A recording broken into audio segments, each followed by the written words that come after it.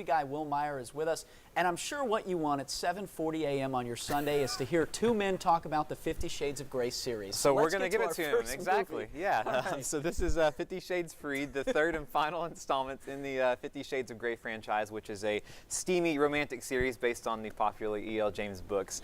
Yeah, you know, Daniel, there was a point in time, you know, even though the books were never going to win Pulitzer Prizes, that we thought these movies might be good. But the first one was a dud, the second one was even worse, and it turns out that the third time is not a charm. I think that there's still no chemistry between these two actors after 3 movies. The story is still clunky and laborious. I think that the characters are still just paper thin, so you don't really care that much about them.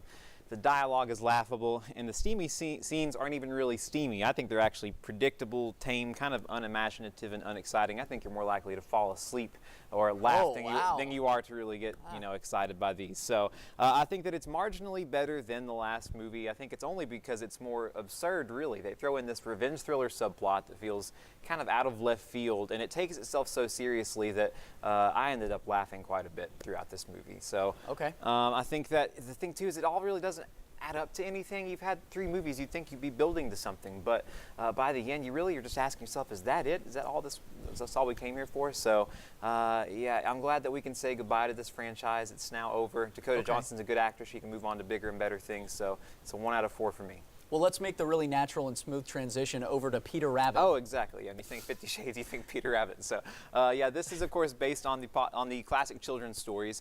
This movie features the voice of James Corden that also has Domhnall Gleeson and Rose Byrne.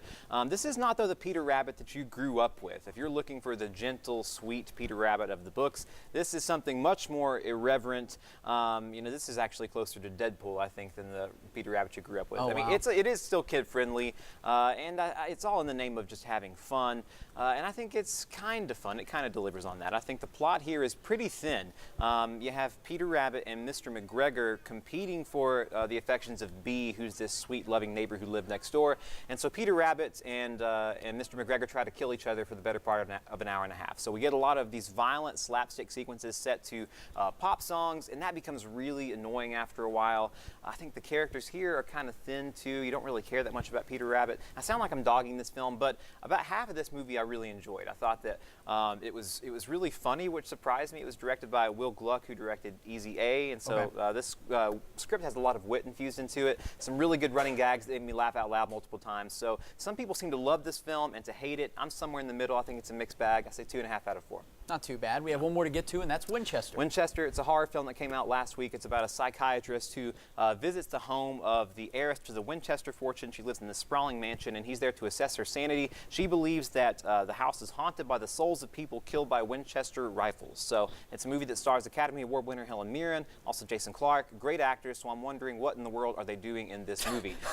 It's a movie that does have an interesting story to tell. It's a real house, Daniel, that you can actually visit. The lady who lived there was constantly adding on to it around the clock because she thought it would keep the ghosts at bay. I would love to know more about that house, and I would love to know nothing more about this movie because it's just so routine.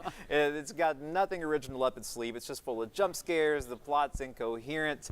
I mean, I could go on and on. I just want to stop the bleeding, though, and forget about this movie as quickly as I can. 1 out of 4 stars. You know, I hate watching a bad movie, but I love hearing you talk about bad movies. Well, so thank you for watching them for us. Yeah, thanks. Oh, wow. Okay.